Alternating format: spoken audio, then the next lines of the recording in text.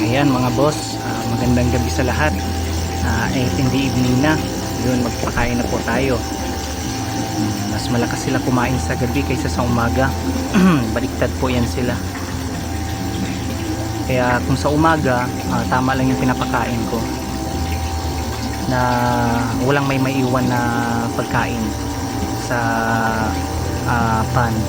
Kasi yun yung cause na mapupulot agad yung tubig. Tsaka yun, nilagyan ko na po pala siya ng submersive muna kasi medyo madilim na yung tubig niya eh. Kaya nilipat ko muna yung submersive ko. Ang dami nila mga boss, oh.